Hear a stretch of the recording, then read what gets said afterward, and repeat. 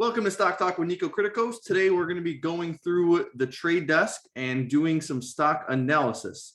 So the trade desk is a company that is a platform for advertising buyers. And the main thing they do is they have these tools that essentially allows better targeting than traditional solutions for these ad buyers. Okay. And this is a $36 billion company. The stock peaked out at $14 a share last November, and now today it's $68 a share. So the other thing is they have 225 partners, including Fox News, MLB, Spotify, TikTok, and a lot more.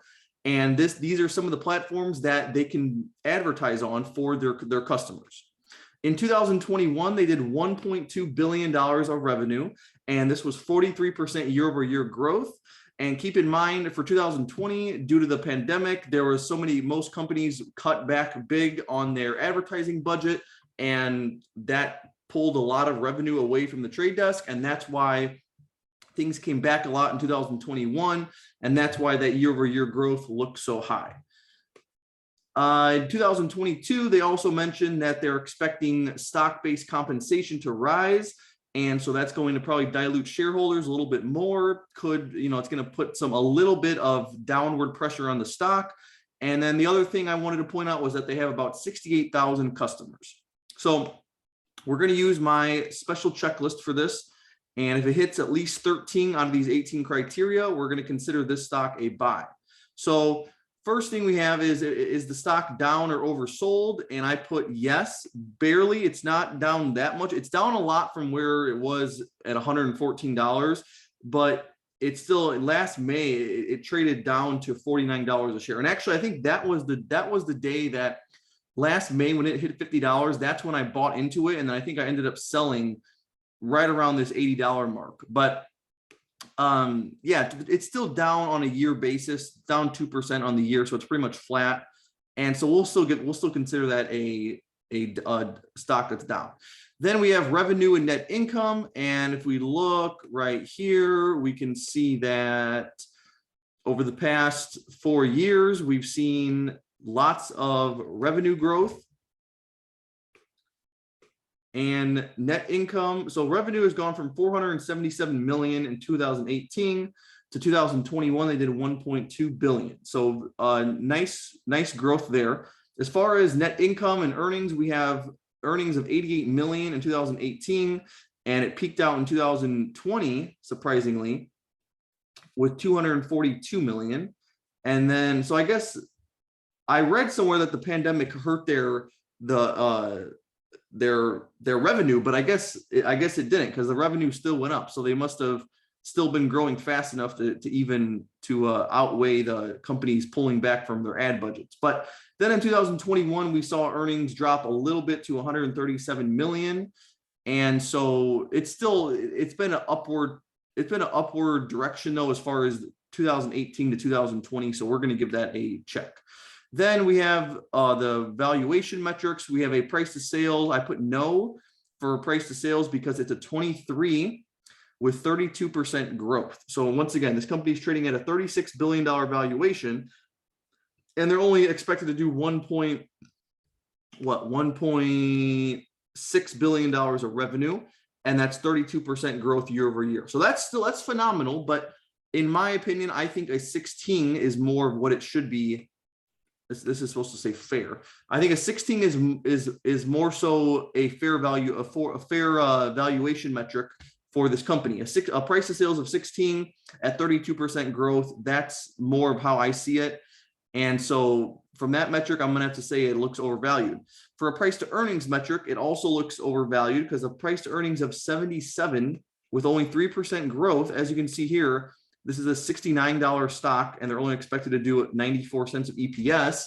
And last year they did 91 cents of EPS. So that's barely an improvement. And then the upcoming year is still a small, it's only a 15%, 20% increase. So, for a PE of 77, that's kind of high. So I'm going to give that a no as well. Then we have, is the company innovative? Do they have a moat? I put yes, because I think they are innovative they use AI technology.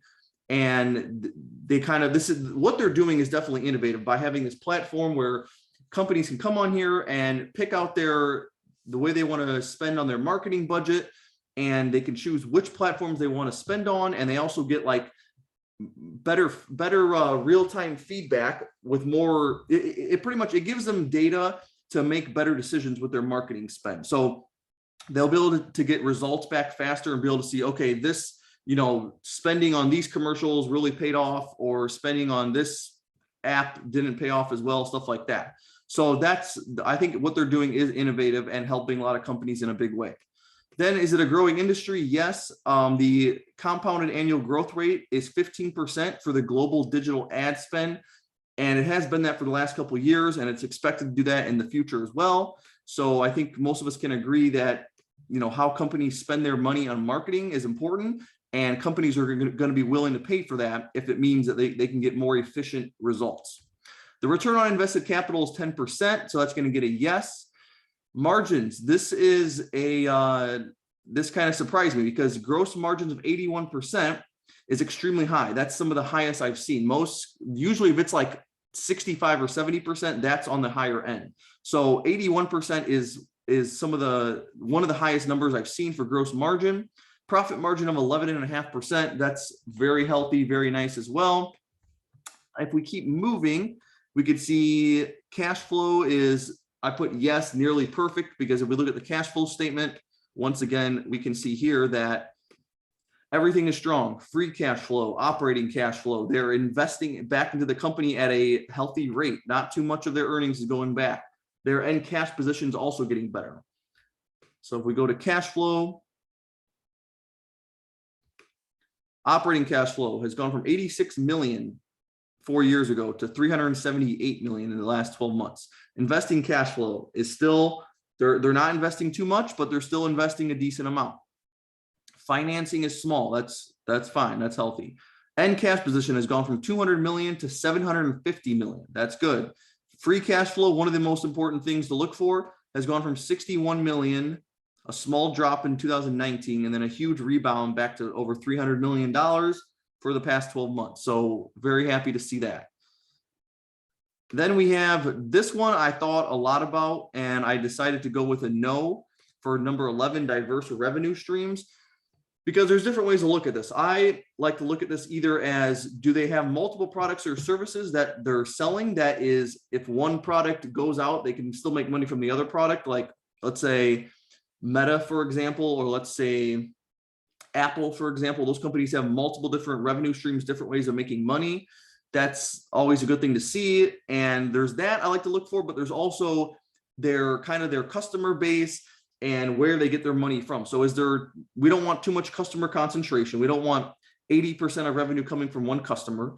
And I like to see, are they getting money from are they expanding internationally, or is it all just in the United States, and things like that. So this company, although they do have 68,000 customers and 225 partners that they work with to do advertising for, that's phenomenal. But at the same time, if we think about it, well, first of all, the majority of their money is coming from the United States, and it's coming from smaller companies with under 100 employees, most of it, not all, but most of them. And then I also read that a lot of them are financial companies. Not that that's a bad thing, but I guess I don't really see multiple product lines here, or multiple service lines. It's really just that marketing. It's really to have that platform for marketers, right? And the thing you could argue back against that, though, is that is a really big industry. That is a really big service. It's a wide industry right there, where it's a really general thing of just marketing, and it's not like they're marketing on just one app, or they're just using Facebook and Instagram. They're using over 200 different things. They could advertise on the news. They could advertise on Spotify. They could do TikTok. They have all these different things. So that's a good sign there. But as far as multiple products, I don't really see it. And as far as customers around the world, it's not there. But that one could go either way. I could see that being a yes too. So that one's tough. Then we get to the balance sheet, more long-term assets and short-term assets than liabilities. That's going to get a yes. This one I had to give a no. It does not have a high equity relative to the market cap. Only 4% of the market cap is the equity amount. And so that's, I think I want to say that's, let me see, I have it right here. 1.5 billion. Yeah. 1.5 billion is what they have in equity, and the company is valued at 36 billion. That's a little bit of a stretch, and keep in mind they're only doing 1.5 billion in revenue. So what the way I see it is, the way this company is priced right now, they have to keep up this 30% growth number for probably 10 years or so before it justifies this $36 billion valuation. But the company has traded so much richer in the past. If you look at the past metrics, it's traded at a price to sales almost double this. So price to sales of 20, I think it's right around 23 right now. But over a little over a year ago, it was at a 53 at the end of 2020. So that was definitely overvalued. That's crazy. But I don't know. I still think it's overvalued. 4% is low. They are increasing the equity though. That's healthy. That's good to see. Then we have do they have a strong share buyback? No, and they do not have a dividend. So that's going to get a no, of course. And number of shares is up 2.5% over the past year. And how I mentioned earlier, they said that their expenses and their stock-based compensation are probably going to go up in 2022. So if anything, that number is going to get worse. That might turn into a 5% or something for this year. So that's not going to be, it's not a huge difference, but it definitely is it's more of a downward pressure thing on the stock than it is an upward movement. So then we have, are insiders interested? No, unfortunately not. Over the past year, there's been barely any buys and there's been a lot of sells. So insiders are saying that this company is not they're not willing to buy this company at these valuations either.